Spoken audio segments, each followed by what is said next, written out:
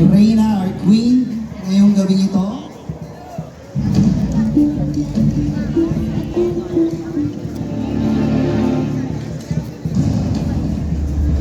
Once again, welcome on stage, Mami Marivic Torres. How are you feeling tonight? Kamusta po ang pakiramdam na nakapasok po kayo sa ating top 5 finalists? Masaya.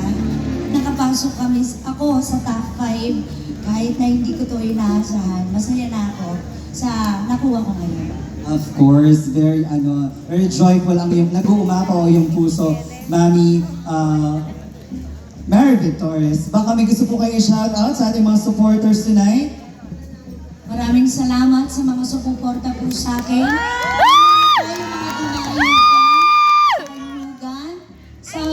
Sa Tondo, sa Caloocan, at saka po sa... Rizal! Hindi ko na po mabanggit lahat. Sa Pulong Kawayan, lalo na po. Ayan, napakalalayo pa pala ng pinanggalingan ng mga supporters ng ating Queen number 9. Are you ready for our final question? Alright, of course, ready na. At our final question will be given by our judge, Dr. Marifel Maglala. Hello, good morning. So, familiar ka dun sa nangyari sa Tacloban, yung shooting incident.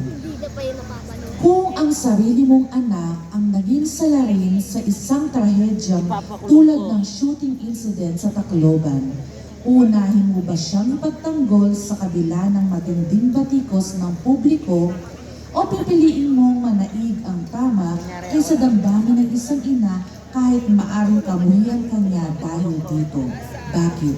Ulitin ko, kung ang sarili mong anak ang naging salarin sa isang trahedyang tulad ng shooting incident sa Tacloban, unahin mo ba siyang ipagtanggol sa kabila ng matinding batikos ng publiko o pipiliin mong manaig ang tama kaysa damdamin ng isang ina kahit maaring kamuhian kanya dahil dito? Bakit?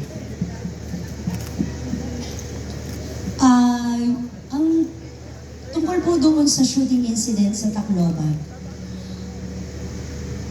hindi ko po uunahin ng aking pagiging pusong ina. Although, alam ko po na kailangan po ako ng aking anak kung sakaling anak ko po ang sangkot sa shooting incident. Pero, kung po pag-iiralin ko isang pusong ina, kukonsintihin ko lamang ang kanyang ginawa. Kalalakihan niya lamang ito at uulit-ulitin. Kailangan po nating bigyan ng leksyon ang ating anak. Tayong magulang, ang unang magbigay ng leksyon sa ating anak upang matuto po sila na gawin ang tama. Dahil kapag po ito ay kinonsinti natin, pagdating ng araw, baka hindi lang po ganyan ang kanyang magawa.